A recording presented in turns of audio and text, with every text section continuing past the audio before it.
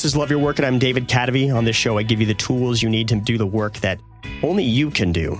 And as many of you listening know, I've been working on a new book called Getting Art Done. Today, I'm going to share with you a chapter from the first draft of the book. I was just traveling for a week or so. I went to Anaheim for the Podcast Movement Conference, went directly from Anaheim to Washington, D.C. for a bachata dancing conference. And I picked up a bit of a bug. I guess that was a little bit too much shaking hands / holding hands / being on airplanes for my immune system. And you might notice that my voice sounds a little different. I had to delay the recording of this a little bit to get to the point where I didn't sound like a horse, or sound hoarse, I guess is the word for that. So you might notice a little bit of a difference. But anyway, I'm still working on the second draft of that book that I just talked about, Getting Art Done. To get updates on that book's progress, sign up at gettingartdone.com. And this chapter that I'm reading today is about the importance of shipping your work. And it's easy to fantasize about what a great creator you will be one day, while in the present, never really finishing your work. And if you make it a point to ship work, you might ask yourself, well, will the quality suffer? So I'm going to share what I've learned by examining the paths of great creators, and also what I've learned by making it a point of shipping myself. Also, heads up, I'm holding an office hours hangout on the evening of September 19th. And you can meet face-to-face over video chat with other people in the community, or you can personally ask me anything. I'm going to be there. The other people are going to be there. But you have to be a Love Your Work Elite member. If you go to LYWElite.com, you'll see the different levels that are available. So sign up for the one that includes office hours, as well as masterclass with Noah Kagan and another with Purnima and Vijay Shankar, or a higher level than that also is another option. I'm going to be posting details about how to join the office hours in the Love Your Work Elite community. Again, go to LYWElite.com, LYWElite.com. And a quick update on our quest to hit 500,000 downloads for Love Your Work. As some of you know, Love Your Work is now in the Spotify directory, or it has been for a couple months, which is a huge honor because Spotify is really, really selective about the podcasts that they put in their directory. So I actually recently discovered that I have an entirely separate dashboard for Spotify stats. And it turns out that the impact is pretty significant of Spotify. There's about 30,000 Spotify streams over the last couple months, climbing very steadily. And leveling off right now, but they climbed for a while. I didn't even know about those 30,000 streams. So I've asked around, asked my advertisers and other people in the industry, and those are apparently legit streams. So that gets us closer to 500,000. We're currently at around 466,000.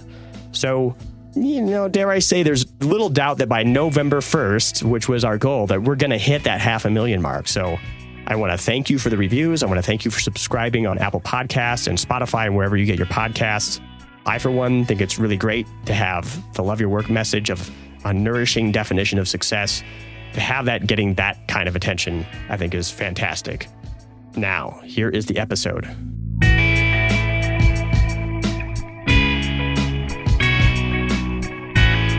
Chapter 25 of 30. Success favors those who ship. We tend to have the vision of an unknown artist locked away in a dungeon-like studio, toiling away on a masterpiece. After years of work, the masterpiece is unveiled, and the artist becomes a living legend. But it doesn't tend to work that way. Even if you know that there is art inside you, and you're able to find the fuel to break through starting resistance, even if you work with your ebbs and flows to power your artistic engine, it will be of no use if you aren't able to finish completed work. You can experiment in the kitchen, but you need to produce a dish. You can scribble in your notebook, but you need to finish a painting. Your band can practice in the garage, but you need to perform a show. To be successful at your craft, you need to finish. You need to ship. It's tempting to imagine that art is always a long quest with a singular focus, that the artist toils away on a handful of great pieces and spends the rest of his days sipping absinthe in a Paris cafe. This belief is the work of resistance. It's created by our ego to protect ourself. If the only thing standing between us and greatness is a few months of focused work, then we can believe that we are on the right track. We can keep researching, waiting for the right moment. We can keep putting the finishing touches on our masterpiece. Or we can believe it's okay that we haven't even started yet. If months of locking ourselves in our room is all that stands between us and greatness, excuses come more easily too. We're too busy. We don't have the time. If only we could save enough money to quit our day job. If only we could find 8 hours a day of uninterrupted time to work on our masterpiece. If only we could afford a block of marble the size of a Volvo. The reality is much less romantic, and the reality is more uncomfortable to face. As Ira Glass prescribed as he introduced the concept of the gap between your great taste and the actual quality of your work. Do a lot of work. Do a huge volume of work. In Originals, Adam Grant outlines the things that separate the most notable originals, authors, scientists, composers, etc., from those who are merely good or those who never get started at all. He found that one of the main things that separates the greats from everyone else is how much they ship. In the words of psychologist Dean Simonton, the number of successful products that emerge during a given career has been shown to be a positive linear function of the total number of works generated. The more you ship, the more success you'll have. How many Shakespeare works can you name? He had to produce 37 plays and 154 sonnets to get that number. For Mozart to make 6 great pieces, he had to compose more than 600. For Bach to produce 3 great pieces, he had to produce more than 1,000.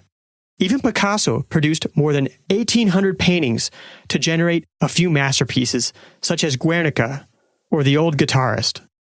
It's easy to hold back from shipping because there's so much tension in that moment. Singing into the open mic or hitting the publish button on a blog post is like walking into a wall. You have to have the confidence that the wall is constructed in your mind. You can hope that there's still ground on the other side of the wall. Resistance will stop at nothing to convince you the wall is real.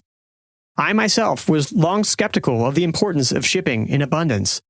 I was sure that if I emphasized shipping instead of emphasizing quality, my work would suffer. But an experiment I did changed my mind about that. During the course of 2016, I kept a habit of writing every day, every weekday. Don't forget the importance of rest. I got up and wrote every weekday. The first 3 months of the year, I was writing a book proposal. I was the epitome of the artist locked away, working on his masterpiece. It turned out that book proposal was rejected, and I felt defeated. I needed a handhold to pull myself up. So I started shipping. Each morning, instead of chipping away at a big masterpiece, I wrote and published a 500-word blog post. Much of what I wrote was based upon what I had written in my book proposal. I soon learned that what I had been writing was falling flat with my readers. My posts weren't getting shared, and passages weren't getting highlighted. I wasn't getting many views on my ideas, or even encouraging comments. But I kept shipping. After about 2 months of publishing a post every day, my writing started to catch on. It was being shared and liked on social media, and I was getting personal messages from readers about how what I was writing was resonating with them. What happened? By shipping, I was getting in touch with my audience. I got to see what resonated and what didn't. What did they highlight? What did they quote? When did they say something resonated with them? Since I was shipping every day, I could always integrate what I learned from yesterday's article in today's article. By the end of 2016, I charted out my published word output and compared it to my word output in 2015. My creative output had quadrupled. In 2016, I published about 80,000 words. In 2015, I'd only published about 20,000 words. And this doesn't even include the 16,000-word book proposal I wrote in the first 3 months of 2016. The old me would have said, yeah, but was it quality writing? If having your writing published by major publications is any measure of quality, yes, this writing was the highest quality writing I had ever done. My work started to get noticed and ended up writing for publications I had never written for before. My work showed up in Observer, Quartz, Inc.com, Huffington Post, and Upworthy. I'm not up for the Nobel Prize in literature, but this experience taught me the power of shipping. It confirmed for me that what Adam Grant and Dean Simonton had discovered about shipping was correct. Success favors those who ship.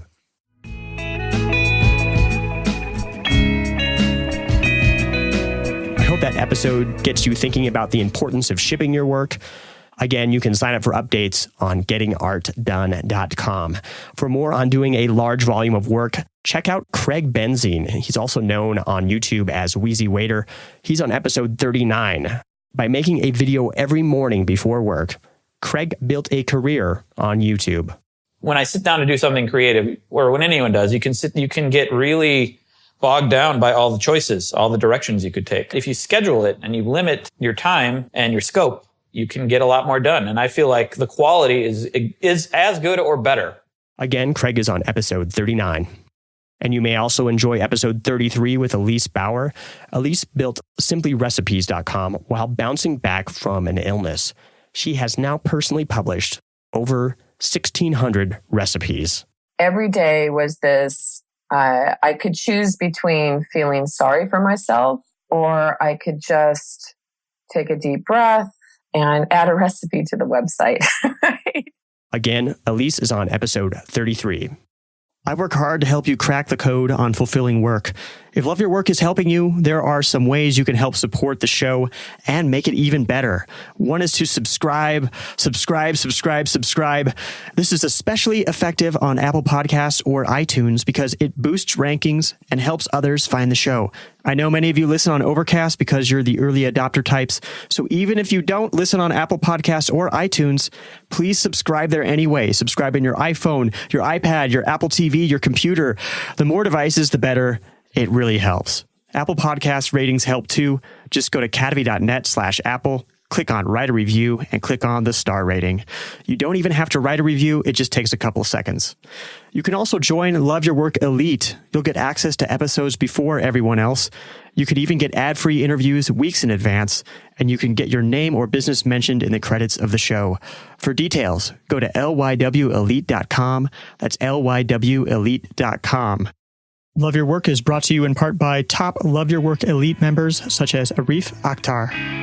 This has been Love Your Work, and I'm David Cadavy. The theme music for the show is More Streets, performed by Spiderflower. Love Your Work is a production of Cadavy, Inc.